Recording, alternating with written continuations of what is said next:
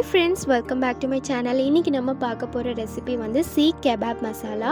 So இந்த kebab வச்சு எப்படி ஒரு ட்ரை ரோஸ்ட் மாதிரியான ஒரு ரெசிபி பண்ணலாங்கிறத பார்ப்போம். ஃபர்ஸ்ட் ஒரு பேனை ஹீட் பண்ணிவிட்டு அதில் 4லேருந்து 5 டேபிள் ஸ்பூன் ஆயில் விடணும். ஆயில் சூடானதும் நம்ம முழு ஸ்பைசஸ், அதாவது ஏலக்காய், பட்டை, கிராம்பு இந்த 3 எண்ணத்தையும் ஆட் பண்ணிக்கலாம். அதுக்கப்புறமா இதில் வந்து ஒரு 2 மீடியம் சைஸ் வெங்காயம் வந்து தின்னாக ஸ்லைஸ் பண்ணி வச்சுருக்கிறேன், அதை ஆட் பண்ணிக்கலாம். அது கொஞ்சம் வதங்கணும். ஸோ இதில் வந்து தேவையான அளவு உப்பு சேர்த்துட்டு நம்ம சாட்டே பண்ணிக்கலாம். கொஞ்சம் டிரான்ஸ்பரண்ட் ஆகிறது வரைக்கும் வதக்கணும். ஸோ இங்கே நான் மொத்தமாக உப்பு சேர்த்துக்கிறேன். ஸோ ஆட் பண்ணிவிட்டு லாஸ்ட்டு உப்பு இது பேலன்ஸ்டாக இருக்கா இல்லையான்னு செக் பண்ணிப்பேன். ஸோ இங்கே மொத்தமாக உப்பை சேர்த்துட்டு நல்லா வதக்கிட்டு அப்புறமா அந்த ஆனியன்லாம் நல்லா வதங்கினதும் இதில் வந்து 1 tablespoon ginger garlic paste சேர்த்துக்கிறேன்.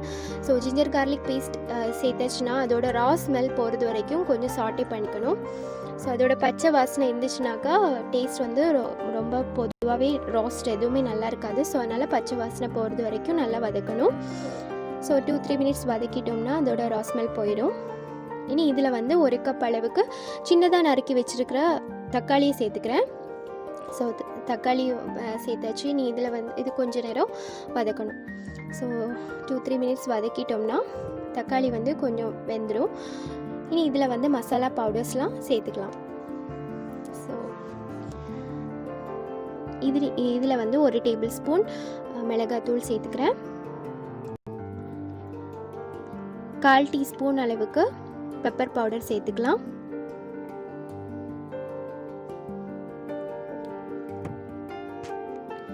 இனி இதில் வந்து 1/4 டீஸ்பூன் அளவுக்கு கரம் மசாலா தூள் சேர்த்துக்கலாம். ஸோ 3 இடத்தையும் சேர்த்து நல்லா மிக்ஸ் பண்ணிக்கணும், அதோட பச்சை வாசனை போகிறது வரைக்கும். இனி அதில் வந்து 500 கிராம் கெபாப் வந்து நான் நல்லா சங்க்ஸாக கட் பண்ணி வச்சுருக்கிறேன், அதை ஆட் பண்ணிவிட்டு நல்லா சாட்டே பண்ணிக்கணும். இந்த மசாலாலாம் நல்லா மிக்ஸ் ஆகுறது வரைக்கும் நல்லா கொஞ்சம் நேரம் சாட்டே பண்ணிவிட்டு, ஸோ ரொம்ப இது ஒரு லெஃப்ட் ஓவர் ரெசிபின்னு கூட சொல்லலாம். கெபாப் இருந்துச்சுனாக்கா இந்த மாதிரி ட்ரை பண்ணி பாருங்கள். ஸோ இனி இதில் வந்து ஒரு 1/2 லெமன் வந்து ஸ்க்வீஸ் பண்ணி அதோட ஜூஸை மேலே விட்டுறேன். நம்ம கெபாப் மசாலா கிட்டத்தட்ட ரெடி ஆகிடுச்சு. இனி இதுக்கு மேலே வந்து கசூரி மேத்தி வந்து ஆட் பண்ணிக்கிறேன். கண்டிப்பாக இந்த கசூரி மேத்தியோட வாசனை ரொம்பவே நல்லாயிருக்கும். எல்லா கறியிலையும் இதை சேர்த்துட்டோம்னா ஒரு நல்ல வாசனை கொடுக்கும். ஸோ சப்பாத்தி, பரோட்டா இது கூடலாம் சாப்பிட ரொம்ப டேஸ்ட்டாக இருக்கும் தொட்டு சாப்பிட்றதுக்கு. ஸோ கண்டிப்பாக ட்ரை பண்ணி பாருங்கள். என்னோடய வீடியோ பிடிச்சிருந்துன்னா லைக் பண்ணுங்கள், ஷேர் பண்ணுங்கள், மறக்காமல் சப்ஸ்கிரைப் பண்ணுங்கள். தேங்க்ஸ் ஃபார் வாட்சிங்.